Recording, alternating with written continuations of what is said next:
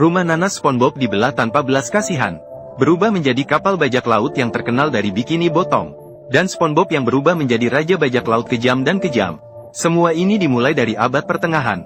Tuan Zhang yang miskin sedang mencari pekerjaan di mana-mana, tanpa sengaja menginjak saus ubur-ubur. Dia yang kehilangan keseimbangan meluncur di atas saus ubur-ubur, meluncur hingga ke ujung jalan ke taverna.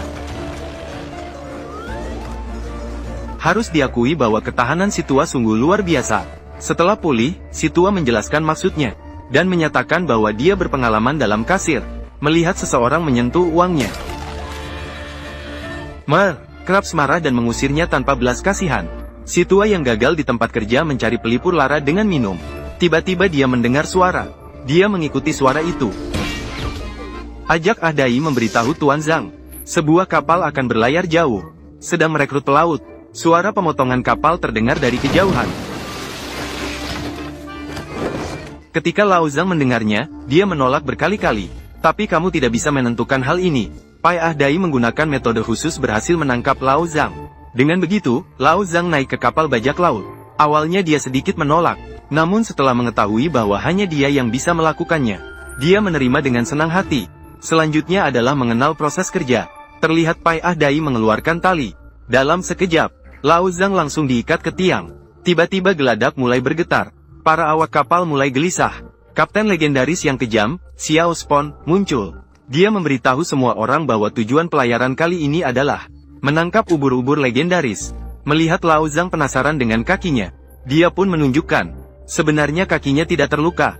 Dia hanya suka suara sekop menyentuh tanah. Dia lalu mengunyah sepotong permen karet. Dengan sekali tiup, sebuah ubur-ubur raksasa muncul. Mengenal musuh dan diri sendiri, dia memperkenalkan situasi ubur-ubur putih kepada semua orang. Sayangnya, permen karet bertemu paku. Si tua Zhang yang tak bisa menghindar terkena siraman. Saat itu, ubur-ubur putih muncul di belakang kapten. Para ikan asin bereaksi dengan sangat bersemangat. Namun sang kapten bingung. Barulah saat para ikan asin membalikkan tubuhnya. Kemudian dia menunjukkan ekspresi serius. Ubur-ubur putih menantang semua orang sebelum pergi dengan angkuh. SpongeBob memberikan perintah. Semua orang mulai bertindak. Tuan Zhang juga mendapatkan tugas khusus. Terlihat para ikan asin mengangkatnya, dimasukkan ke dalam peluru roket. Dengan satu perintah, dia ditembak keluar. Ternyata mereka ingin menggunakan lengketnya tentakel gurita untuk menangkap ubur-ubur putih. Namun kekuatan ubur-ubur terlalu besar. Kapal bajak laut mengikuti di belakang tali. Melalui 99 tikungan melintasi seluruh peta. Tiba-tiba, Tuan Zhang teringat bahwa dia masih memiliki senjata rahasia. Dia mengeluarkan seruling warisan keluarga dan memainkan lagu C minor. Suara seruling yang bising menyiksa semua orang. Pai Ahdai bahkan mencabut telinganya sendiri.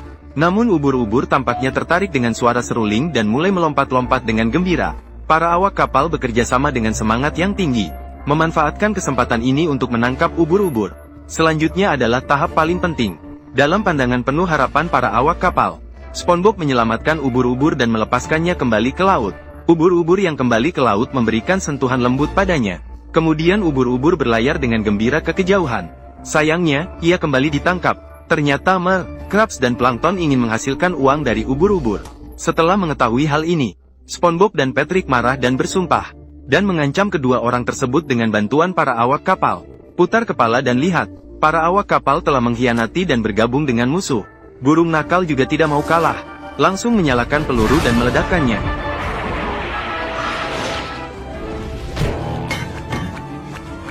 Saat Tuan Zhang bersyukur ini hanyalah peluru kosong. Wajah asli peluru terungkap. Tali. Cacing lapar dengan cepat menghabiskan kapal nanas. Hanya tinggal 3 orang gemetar di permukaan laut. Sementara itu, si kepiting pulang dengan penuh kebanggaan. Spon kecil bersumpah akan membalas dendam. Dengan perintah, mengirim Bodo untuk memuntahkan dayung. Mendayung tangan untuk mengejar. Malam tiba. Para awak kapal mendengkur keras. 3 orang diam-diam menyusup ke kapal musuh. Melintasi awak kapal yang sedang tidur pulas dengan hati-hati. Namun Bodo masih mampu dengan tepat mengenai setiap orang. Teman-teman kecil, katanya ekspresi ketiga adalah perasaanmu sekarang.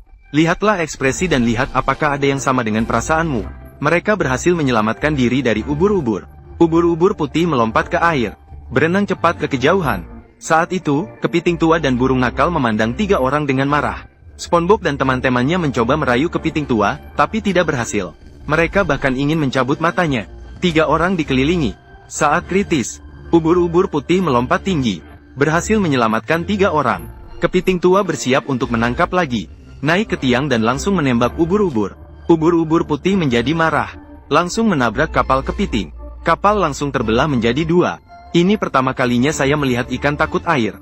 Ubur-ubur putih berputar di sekitar mereka. Kepiting dan burung nakal malang karena menggenggam tali, terikat di tubuh ubur-ubur putih. Hampir tenggelam oleh air yang diputar sendiri. Ini belum cukup.